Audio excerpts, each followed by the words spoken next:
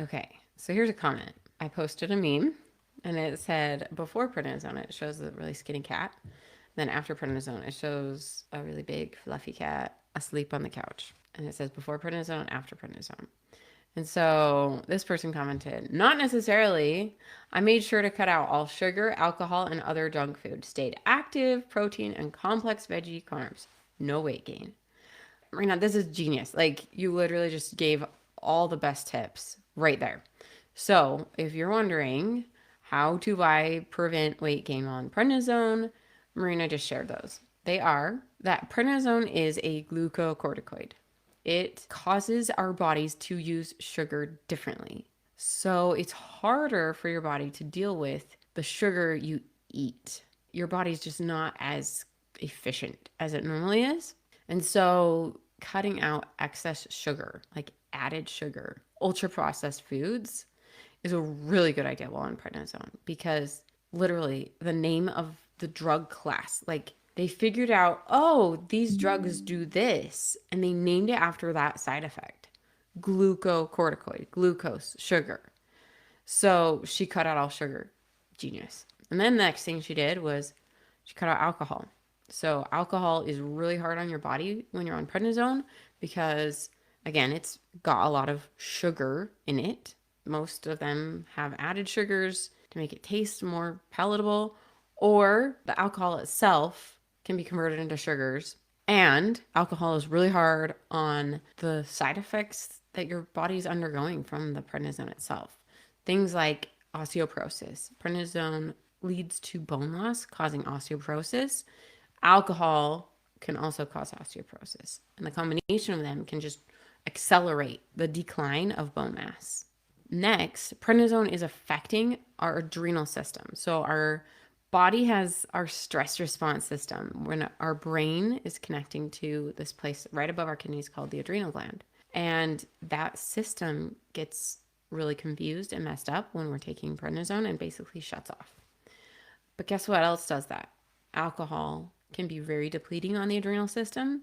So when you combine them, it just kind of is really hard on the adrenal system. Makes it really hard for you to cope with stress. And by stress, I mean like not being able to eat, dealing with a war, getting in a car accident, like those really incredibly stressful events, but also more simple things. Your body has an impaired ability to cope with those things if you were to go off the prednisone because you've been taxing it. You've been taking those reserves and it's harder to recover. So then she said she went off other junk food. So other junk food, things, again, ultra processed foods, things that come in a box, things that are shelf stable, things that didn't just barely come out of the earth. If it's been very far removed from the sun, then it's probably not a thing you should be eating while on prednisone. If you can trace just one or two steps from the sun to your mouth, that's good. Like eating a potato, it was just barely in the ground and then you steamed it and now you eat it. That's like one step, steaming, right? Whereas a potato chip, I don't even know how many steps go between when it was in the sun to when it goes in your mouth in a potato chip. Like, I don't have no idea what they do to make potato chips. Like, how many refining processes, how, like, all of the ingredients that go in there, how much it took to get there. Like, the oils in there, like, how many steps between whatever the original thing was, whether it was soybeans or sunflower, or safflower, or avocado, or whatever oil they're using to make potato chips, how many steps it took to make that potato chip, right? How far between the sun and your food is it? And that can tell you how likely it is you should eat it. So if it's just a few steps away, like you're eating steak, but yesterday potentially that was a cow. And then somebody cut up that cow and you cooked it, right? Like 2 steps, cutting, cooking, you eat it. That's really good, right? So eating things that are closely unrefined, they're definitely unrefined, just a few steps from the sun. That should be your goal while on prednisone. Not junk food, not stuff that comes in a bag, like a sealed bag or a sealed box. That's just not a good choice while on prednisone. Your body can't handle it. Like you need to give your body all the fuel it needs to recover. So then she said she stayed active. So A lot of people are like, can I even exercise while on prednisone, or is that going to be too hard on my body? And that's a super good question. Staying active can be interpreted in many different ways, right? Like you could be starting and becoming a marathoner or a triathlete. And I don't recommend those because those are their own kinds of stress, like incredible stress. What I'm talking about is continuing to move your body every day, to walk every day, to take at least 5,000, if not 7 or 10,000 steps a day. Just doing what you can to keep your body moving. And the reason we do this on prednisone is not just because you're gaining weight. So if you're taking prednisone, 70% of people who take it gain weight. Like you have a more than 2/3 chance that you're going to gain weight if you're on prednisone. And while that is like not pleasant, I'm even more concerned about the other consequences of not continuing to move your body. So gaining weight is like a visible manifestation you'll be able to see, but there are others. So prednisone causes muscle loss. Sarcopenia is the big medical term for it, or muscular atrophy.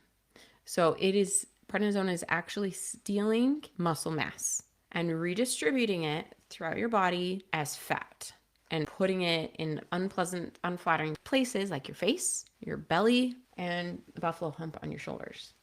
And so you want to do whatever you can to support your muscles, to be continuing to move them, to use them, because you actually are losing muscle mass. Your body's taking these amazing reserves that you have built up over the time. And like, this is like, let's talk finance for a second. Your body is a bank account, right? You have a savings account, and that is your muscles, your bones, all of these places you've been storing nutrients, like your liver. You've been saving them up for a rainy day, whether it's calcium or protein, whatever it is. You've been saving up all of these nutrients. And then you take prednisone and it's like, all right, time to spend. The rainy day is here. And you go on this spending spree and you use it up. You spend all of the muscle mass. You spend all of the bone mass. You spend all of the sugars stored in your liver and all the other nutrients. You're using them up. All of this is causing damage.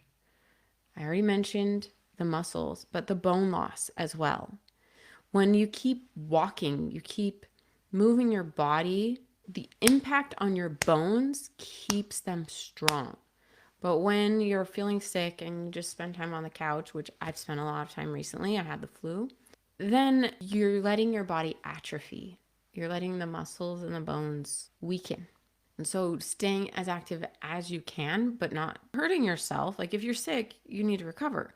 But as much as you can reasonably tolerate and still feel okay is what you should be doing, because otherwise the damage can be irreversible. Like the bone loss is irreversible. Once that bone mass is gone from your body from taking prednisone, it never comes back, ever. Like that doesn't happen. So what she said is a really good tip to stay active. So then she says protein. And this goes back to the muscles. So she's eating protein. And I think this is a really good idea. Not only is protein filling so that you have less room in your stomach to eat those simple sugars and carbohydrates, but protein makes you feel full. In addition, protein is what our muscles are made of. It's what's holding our bones together, the collagen. Linking the calcium and magnesium together is collagen. It's what holding it. It's the binder for your bones. And so making sure you're consuming enough protein is really important while taking prednisone. And then she said complex veggie carbs.